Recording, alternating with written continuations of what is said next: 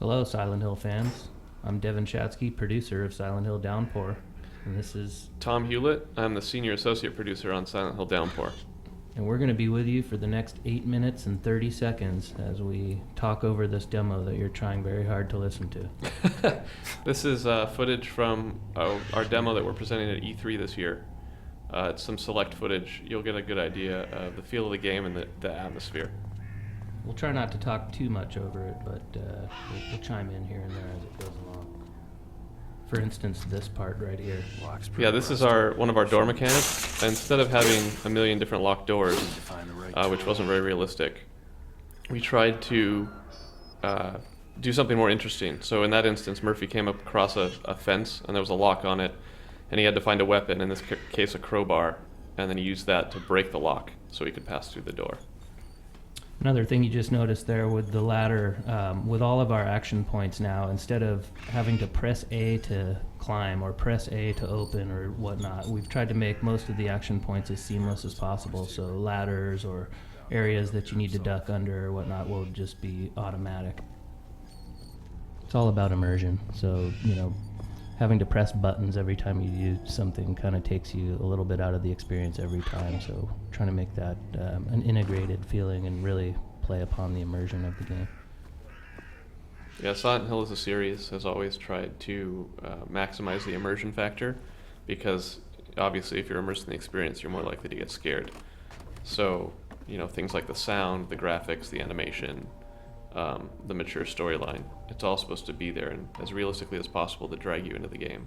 Yeah, Votcher did a really good job of making our environments look really natural and obviously creepy, but they really dirtied up everything.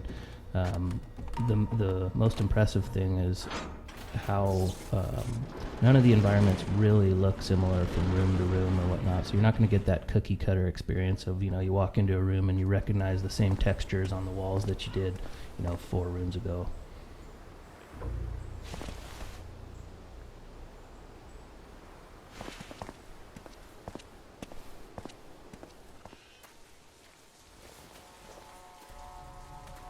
You can't undo it. Another thing we're doing for immersion is having self-talks, like we did in Shattered Memories, where instead of hitting a button and seeing some text about what the player thinks, Murphy will just sort of think to himself or say things about what he thinks. The examples you're seeing here are a placeholder for the time being. So in that last scene, Murphy talked an awful lot.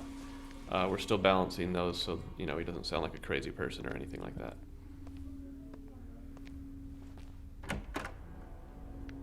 Hello? Anyone here? We've got some optional events throughout the game. So opening this cash register is not required. He's not solving an obscure puzzle or anything. He just saw a jukebox and found some money in the register. And now he can play an old fan favorite. Yeah, we really wanted to let the player activate certain objects in the world and really get that immersion so that they can interact basically with any objects. You walk into a bathroom, there's a toilet there, and boom, you can use it. How did I know that? But you wouldn't want to, because that would be disgusting. Gas? And here Murphy notices a gas leak, so he thinks he'll be a good Samaritan and maybe shut that off.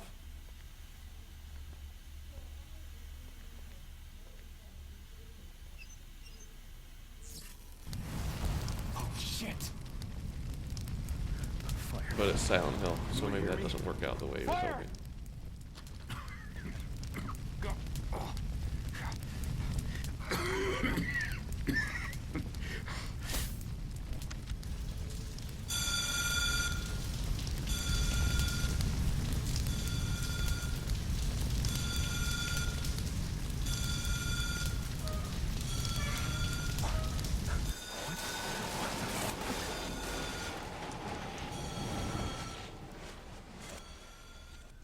And there's our first Otherworld transition. You'll notice it had a lot to do with the water coming from the ceiling, and it did not in any way resemble the movie or Homecoming.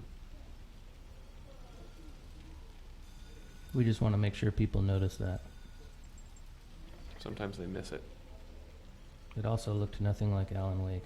One key thing we try to do with our otherworld sequences in Downpour is think what you're doing change from moment to moment, so you never get too comfortable. You never really feel like you know what's going to be around the corner. We've also have a slight homage back to the older games with a lot of fixed cameras interspersed throughout the environments, which you saw an example of back there. You'll notice this still looks vaguely like the diner, but it's not the path Murphy just took to get in here. It's a totally different space. So in some of our past demo write-ups, a lot of the journalists commented about the smoke monster that chases Murphy throughout some of these nightmare sequences. That's actually was placeholder back then when they had seen the builds, and this is what it was placeholder for. We've also replaced the plane crash with a bus crash. Yeah. And we've changed Murphy's placeholder name from Jack to Murphy. This chase mechanic is obviously pretty similar to what was in Shattered Memories. People seem to like that, but they wish there was also more combat to that game. So since Downpour does have combat, we've also added in the chase sequences. So you get a nice balance of both.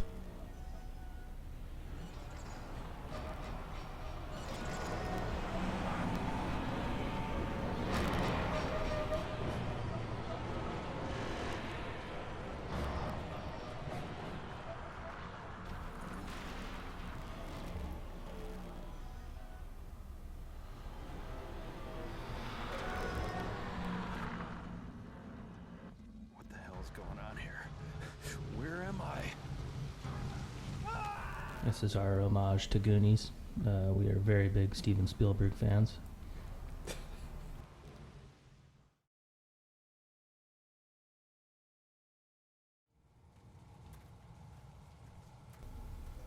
So what the?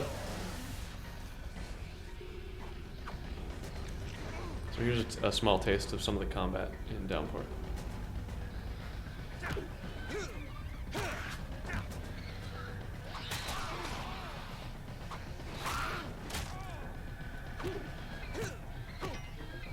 You notice Murphy's fighting with a crowbar here, but you can use objects strewn throughout the environments anywhere. So bottles, shovels, chairs, any object that you can find laying around is considered a weapon in Downpour. And you'll see instead of shifting through an inventory full of millions of objects, Murphy just walks up and picks up a weapon so he can fight with whatever's in his hand.